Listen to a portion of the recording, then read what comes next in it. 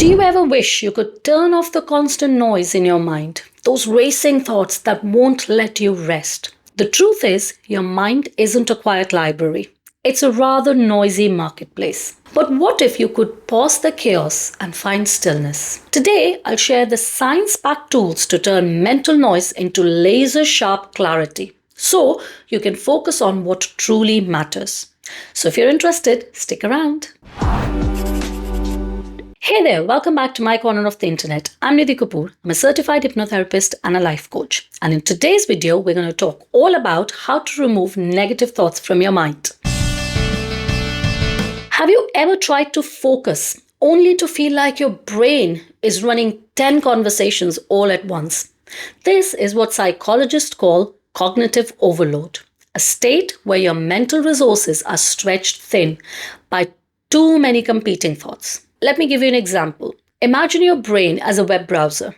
Every time you have a worry, a task, or a nagging memory, it's like opening a new tab. Eventually, your brain slows down, not because you're incapable, but because there are just too many tabs open. And here's the kicker. Most of these tabs are rooted in subconscious programming. These aren't fresh thoughts. They're echoes of past experiences, fears, and what-ifs that your mind is replaying, hoping to solve problems that don't actually exist. Your subconscious mind is like the backstage crew of a theater. It works tirelessly behind the scenes, pulling the strings on your thoughts and reactions.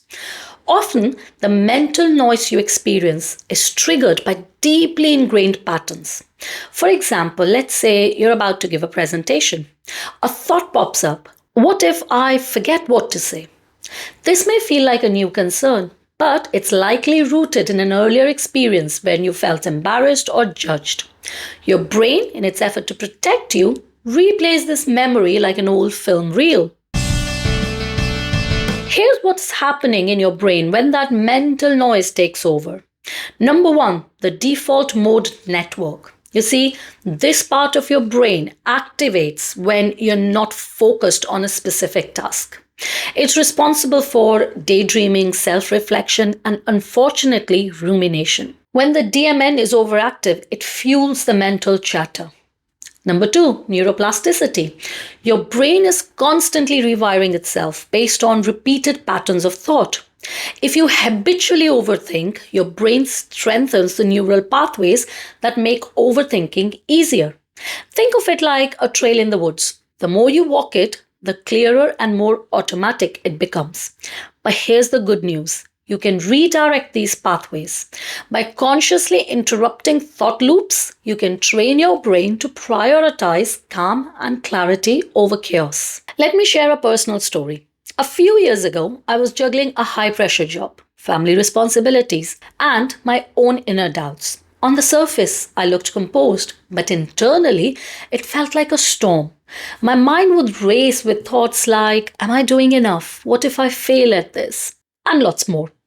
One day, while driving home, I noticed my shoulders were tense, my jaw was clenched, and my breathing was shallow. That's when it hit me. My mind wasn't just racing, it was actually running me. I started with one simple habit, observing my thoughts without judgment. So instead of reacting to them, I would just say, is this thought helping me or is it just noise?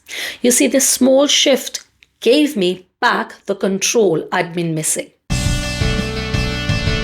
Think of your mind as a radio. When it's tuned to the wrong frequency, all you hear is static. Noise that drowns out what's important. But when you're just the dial, you find a clear signal. The practices I'm about to share are like adjusting your mental frequency, allowing you to tune out of the static and focus on the signals that matter the most.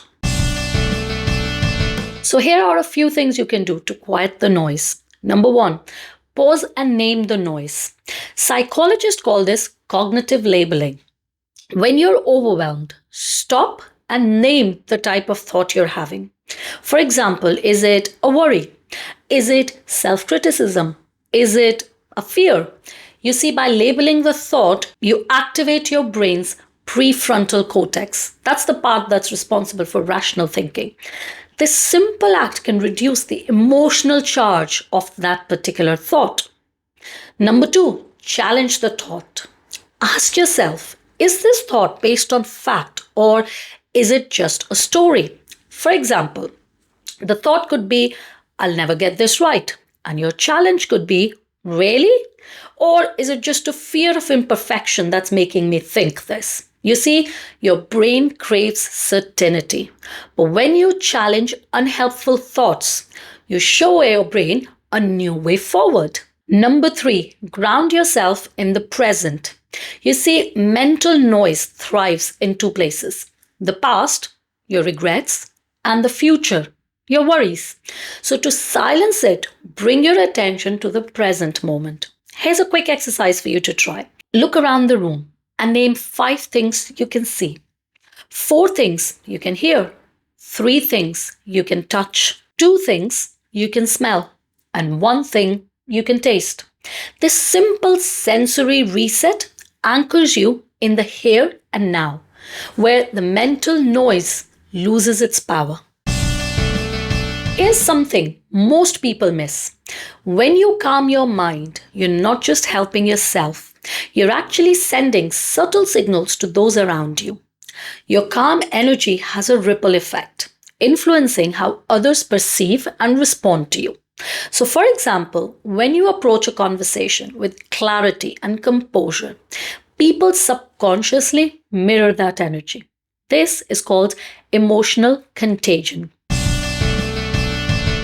Remember, mental clarity isn't a switch you flip, it's a skill you cultivate. So every time you pause, reflect, and reset, you're rewiring your brain for clarity, calm, and control.